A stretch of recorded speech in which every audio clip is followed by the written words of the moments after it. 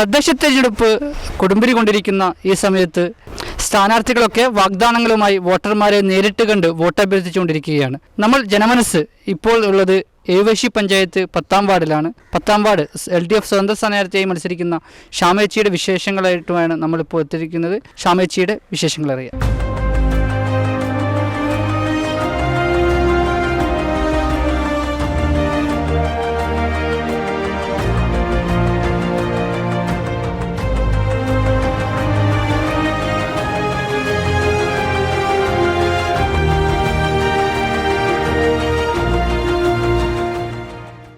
അപ്പോൾ നമ്മുടെ കൂടെയുള്ളത് ഏവേശി 10ാം വാർഡ് സ്ഥാനാർത്ഥി ഷാമേച്ചിയാണ്. അപ്പോൾ ഷാമേച്ചിയെ നമ്മൾ സ്വാഗതം ചെയ്യുന്നു നമ്മുടെ പരിപാടിയിലേക്ക്.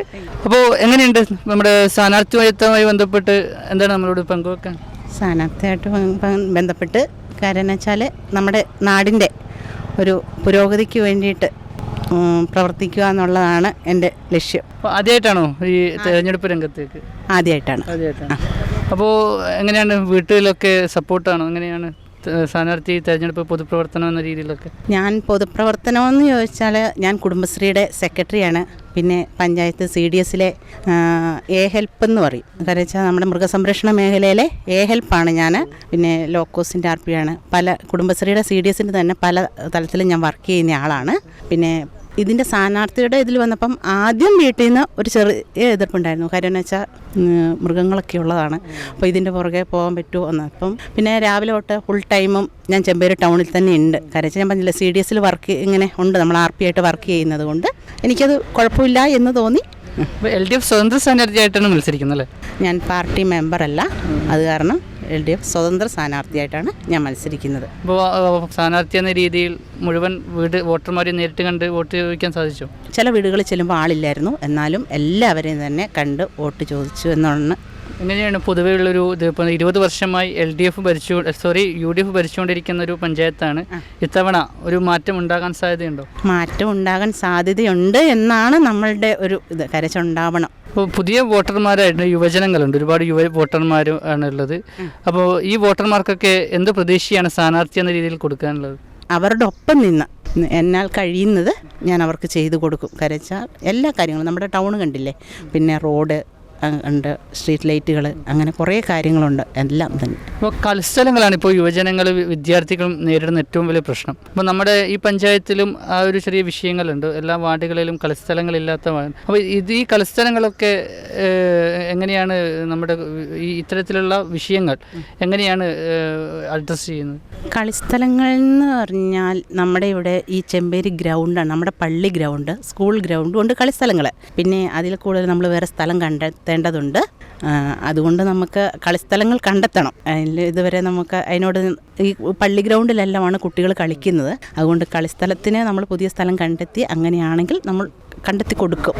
എന്താണ് നമ്മുടെ വോട്ടർമാരോട് പറയാനുള്ളത്? വോട്ടർമാരോട് പറയാനുള്ളത്, എന്നെ ജയിപ്പിക്കുവാണെങ്കിൽ അവരുടെ കൂടെ നിന്ന് അവരിൽ ഒരാളായിട്ട് ഞാൻ അവരുടെ കൂടെ ഉണ്ടാവും. നമ്മുടെ ചർച്ചിനെ ബസലിക്ക ചർച്ചായിട്ട് ഉയർത്തിയിട്ടുള്ളത്. അന്നപ്പം അതിന് ഒത്തിരി തീർത്ഥാടകരും എല്ലാം വരുന്ന അതിൻ്റെ ഭാഗമായിട്ട് അതിൻ്റെ പുരോഗതിക്കായിട്ടും നാടിൻ്റെ പുരോഗതിക്ക് ജനങ്ങളോടൊപ്പം ഞാനുണ്ടാവും. അപ്പോൾ ഇനി കൺവെൻഷനുകളും കുടുംബയോഗങ്ങളൊക്കെ കഴിഞ്ഞോ? അങ്ങനെയാണ്.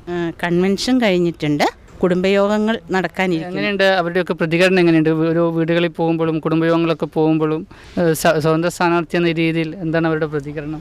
കാര്യം എന്ന് വെച്ചാൽ അവർക്കെല്ലാവർക്കും എന്നെ അറിയുന്നത് കൊണ്ട് എല്ലാവരും നല്ല കാര്യം വെച്ചാൽ എല്ലാ ദിവസങ്ങളിലും തന്നെ അവരെന്നെ കാണുന്നവരാണ്. അപ്പം പരിചയമില്ലാത്ത ആളല്ല ഞാൻ, അത് കാരണം അവർക്കെല്ലാം എന്നോട് നല്ല വിജയപ്രതീക്ഷയിൽ തന്നെയാണ്.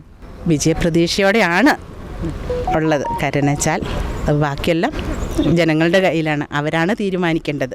എനിക്ക് അത് ഞാൻ വ്യക്തമായിട്ട് പറയുന്നു, എനിക്ക് ഓരോരുത്തരുടെയും വീടുകളിൽ പോയും ഓരോരുത്തരുടെ ഇടയിലോട്ടും ഇറങ്ങി പ്രവർത്തിക്കാൻ സാധിക്കും. അപ്പോൾ നല്ല വിജയപ്രതീക്ഷയിലാണ് നമ്മുടെ ഷാമേച്ചി ഉള്ളത്. അപ്പോൾ എല്ലാവിധ വിജയാശംസകളും നേരുകയാണ്. അപ്പോൾ ജനമനസ്സിനൊരു അപ്രത്യക്ഷമായിട്ടുള്ള ഒരു മുഹൂർത്തം കൂടി കിട്ടിയിട്ടുണ്ട്. നമ്മുടെ ജില്ലാ പഞ്ചായത്ത് സ്ഥാനാർത്ഥിയെയും അതുപോലെ ബ്ലോക്ക് സ്ഥാനാർത്ഥിയെയും കൂടി നമുക്ക് കിട്ടിയിട്ടുണ്ട്. അപ്പോൾ ജില്ലാ പഞ്ചായത്ത് സ്ഥാനാർത്ഥി എങ്ങനെയുണ്ട് ഒന്ന് പരിചയപ്പെടാം. രാജേഷ് മാത്യു എന്ന പേര്. അപ്പോൾ എങ്ങനെയുണ്ട് പര്യടനം?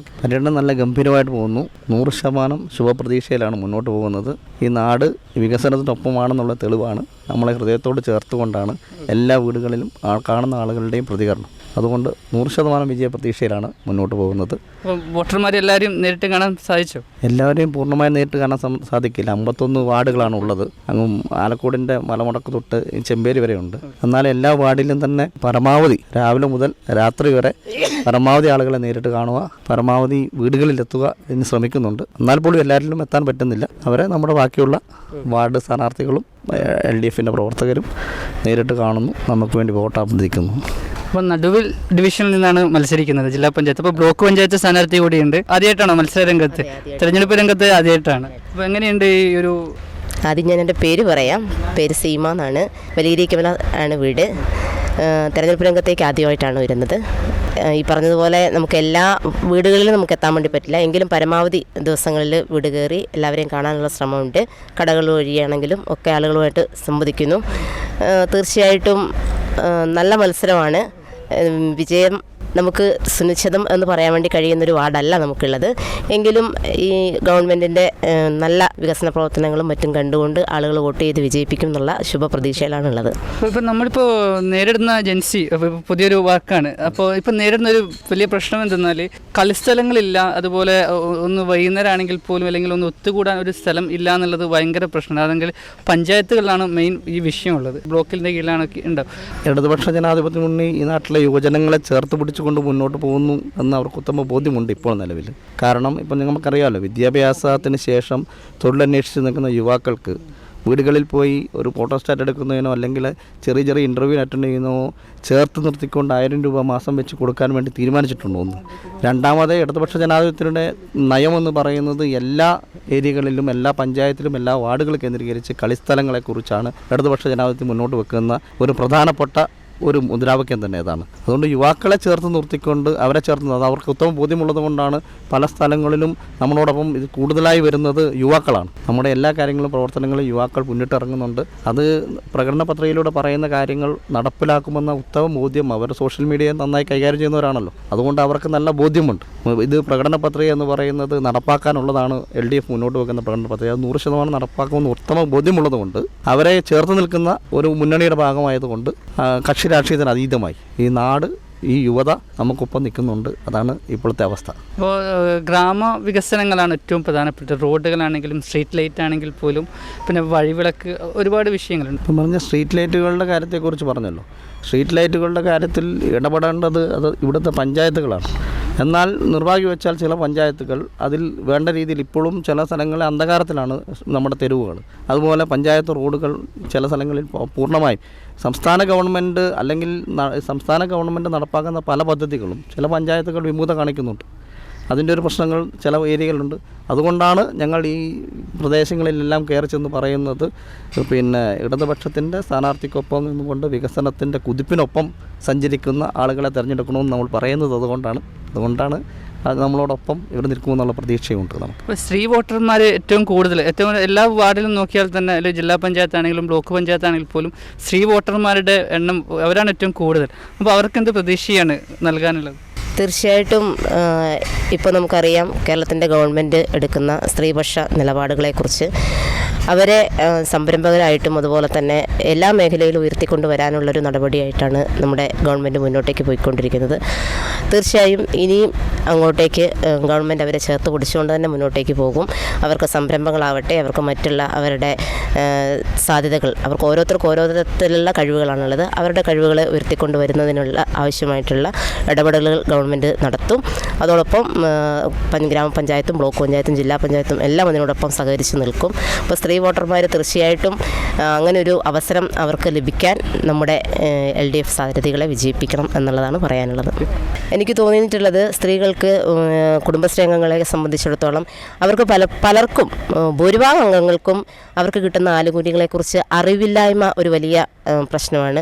അത് പഞ്ചായത്ത് തലത്തിൽ ഒരു അവബോധം നമുക്ക് കൊടുക്കാൻ വേണ്ടി സാധിക്കുന്നില്ല. അത് ADS ആയാലും CDS ആയാലും ഒരിക്കലും അവർക്ക് കിട്ടുന്ന ആനുകൂല്യങ്ങൾ ഇത്ര കിട്ടും, ഇങ്ങനെയാണ്, അല്ലെങ്കിൽ സബ്സിഡി നിരക്കിൽ കിട്ടുന്ന കാര്യങ്ങളെക്കുറിച്ച് ഉള്ള അറിവോ അല്ലെങ്കിൽ അത് അറിയാനുള്ളൊരു ശ്രമമോ അവരുടെ ഭാഗത്തുനിന്ന് ഉണ്ടാകുന്നില്ല. തീർച്ചയായിട്ടും നമുക്ക് കുടുംബശ്രീ മേഖലയൊക്കെ കുറച്ചുകൂടി ശക്തിപ്പെടുത്തി കിട്ടുന്ന ആനുകൂല്യങ്ങൾ എങ്ങനെ വിനിയോഗിക്കാമെന്ന് അവരെ പറഞ്ഞ് ബോധ്യപ്പെടുത്തി പഠിപ്പിച്ചെടുക്കേണ്ടത് വലിയ ഒരു ഉത്തരവാദിത്വമായിട്ടാണ് ഞാൻ കാണുന്നത്. അപ്പോൾ എന്താണ് നമ്മുടെ വോട്ടർമാരോട് പറയാനുള്ളത്? വോട്ടർമാരോട് നമുക്ക് പറയാനുള്ളത് ഇപ്പം സ്ത്രീപക്ഷ നിലപാടിനെ കുറിച്ച് പറഞ്ഞു. സ്ത്രീപക്ഷ നിലപാടിൽ 35 വയസ്സിനും 60 വയസ്സിനും ഇടയിൽ പ്രായമുള്ള പാവപ്പെട്ട സ്ത്രീകളെ ചേർത്ത് നിർത്തിക്കൊണ്ട് ഒരു കാര്യം ഇപ്പോൾ ADSൻ്റെയും CDSൻ്റെയും അങ്ങനെ സ്ത്രീപക്ഷ നിലപാടെടുക്കുന്ന ഒരു വികസന ഗവൺമെൻറ്റിനൊപ്പമാണ് ഈ സ്ത്രീ മനസ്സ് എന്ന് ഞങ്ങൾക്ക് ഈ പര്യടനത്തിലുടനീളം മനസ്സിലായിട്ടുണ്ട്. അപ്പം പ്രിയപ്പെട്ട വോട്ടർമാരോട് പറയാനുള്ളത് വികസനം എന്ന് പറയുന്നത് മാത്രം മുൻനിർത്തിക്കൊണ്ട് ഇടതുപക്ഷം മുന്നോട്ട് വെക്കുന്ന രാഷ്ട്രീയ മുദ്രാവാക്യം എന്ന് പറയുന്നത് വികസനമാണ്. അതുകൊണ്ട് കക്ഷി രാഷ്ട്രീയത്തിനോ ജാതി മത ചിന്തകൾക്കോ അതീതമായിക്കൊണ്ട് നാടിൻ്റെ നന്മ, നാടിൻ്റെ വികസനം അത് സാധ്യമാക്കുന്നതിന് ഞങ്ങളെ ഇടതുപക്ഷ ജനാധിപത്യ മുന്നണി സ്ഥാനാർത്ഥികളെ വിജയിപ്പിക്കണമെന്ന് മാത്രമാണ് പ്രിയപ്പെട്ട പ്രബുദ്ധരായ വോട്ടർമാരോട് പറയാനുള്ളത്. 3 സ്ഥാനാർത്ഥികളും നമ്മുടെ കൂടെയുണ്ട്. അപ്പോൾ എല്ലാവിധ വിജയാശംസകളും നേരുകയാണ് 3 പേർക്കും. ജയിച്ചു വരണം, ജനങ്ങളുടെ ശബ്ദമായി മാറേണ്ടതുണ്ട്. അതുകൂടെ നമുക്കൊരു പ്രധാനപ്പെട്ട വേറൊരു അതിഥി കൂടിയുണ്ട്. അത് നമ്മുടെ 20 വർഷം മുമ്പ് നമ്മുടെ എരുവേശി പഞ്ചായത്ത് ഭരിച്ചിട്ടുള്ള പഞ്ചായത്ത് പ്രസിഡൻ്റാണ്. അപ്പോൾ എങ്ങനെ നോക്കിക്കാണുന്നു ഈ പണ്ടത്തെ തെരഞ്ഞെടുപ്പും ഈ നിലവിലെ ഇപ്പോഴത്തെ തെരഞ്ഞെടുപ്പും? എൻ്റെ പേര് M നാരായണ മാസ്റ്റർ. 95-2000 ഞാൻ പഞ്ചായത്ത് പ്രസിഡൻ്റായത്. 96 ജനകീയാസൂത്രണ പ്രസ്ഥാനം വന്നത്. അന്ന് കേവലം 35 ലക്ഷം രൂപയാണ് നമുക്ക് ആളോഹരി എന്നുള്ള രീതിയിൽ എരുവേശി പഞ്ചായത്തിന് അനുവദിച്ചതെങ്കിലും എല്ലാ ഭാഗവും ചേർത്ത് പിടിക്കാൻ വേണ്ടി ശ്രമിച്ചിരുന്നു. അതാണ് ഏറ്റവും പ്രധാനം. ഇന്നാണെങ്കിൽ ഈ ചെമ്പേരി എന്ന് പറയുമ്പോൾ മാറുന്ന സ്ഥലമാണ്. ഫിലോമിന ടീച്ചറും മേരി കുര്യനെല്ലാം ഇവിടെ പഞ്ചായത്ത് മെമ്പറായിട്ടുണ്ട്. അപ്പോൾ ആ രീതിയിൽ നമുക്ക് ജനങ്ങളെ മുഴുവൻ ചേർത്ത് പിടിക്കുക എന്നുള്ളതാണ് ഏറ്റവും പ്രധാനം. എല്ലാ വികസനങ്ങളും തുടക്കമിട്ടത് LDF കാലത്താണ്. 32.5 വർഷം LDF ഭരിച്ചിട്ടുണ്ട്, 4%. അതുപോലെ 25 വർഷമായി ഇപ്പോൾ അവർ ഭരിക്കുന്നത് UDF. അതിൽ 20ാം വർഷമാണ് ഇപ്പം പൂർത്തിയാകാൻ പോകുന്നത്. അപ്പോൾ ഇവിടെ ഒരു മാറ്റം വേണം എന്നുള്ളത് ജനങ്ങൾ ആഗ്രഹിക്കുന്നു. വലിയ പ്രതീക്ഷയാണ് നമുക്കുള്ളത്. ചെയ്യാൻ കഴിയുന്നത് പറയുന്നത് ചെയ്തിരിക്കും. അതാണ് LDFൻ്റെ മുദ്രാവാക്യം എന്നാണ് പറയാനുള്ളത്. നമ്മുടെ കൂടെയുള്ളത് വാർഡ് സെക്രട്ടറി കൂടിയായിട്ടുള്ള അനിലേട്ടൻ കൂടിയുണ്ട് നമ്മുടെ കൂടെ. അനിലേട്ടൻ, എങ്ങനെയുണ്ട് മൊത്തത്തിലൊരു ക്രോഡീകരണമൊക്കെ ഇലക്ഷനുമായി ബന്ധപ്പെട്ട്? നല്ല ഒരു പ്രതീക്ഷയിൽ തന്നെയാണോ ഇപ്പോൾ? തീർച്ചയായും തികഞ്ഞ പ്രതീക്ഷയോടുകൂടി തന്നെയാണ് ഈ തവണ നാം ഇടതുപക്ഷ ജനാധിപത്യ മുന്നണി ഈ തെരഞ്ഞെടുപ്പിനെ കാണുന്നത്. സമസ്ത മേഖലകളിലും അസ്വാരസ്യങ്ങൾ പുകഞ്ഞുകൊണ്ടിരിക്കുന്ന ഒരു പഞ്ചായത്താണ് എരുവേശി പഞ്ചായത്ത്. കഴിഞ്ഞ മാഷ് പറഞ്ഞതുപോലെ തന്നെ കഴിഞ്ഞ 20 വർഷക്കാലമായി ഈ പഞ്ചായത്ത് ഭരിച്ചുകൊണ്ടിരിക്കുന്നത് UDFൻ്റെ ഭരണമാണ്. എന്ത് കാര്യങ്ങൾ നടത്തിക്കൊണ്ട് പോകുന്നതിനും അവർ ഗ്രൂപ്പിസം മാത്രമാണ് അവരുടെ കൈമുതലായിട്ട് ഇപ്പോൾ ഇവിടെ കാണാൻ കഴിയുന്നത്.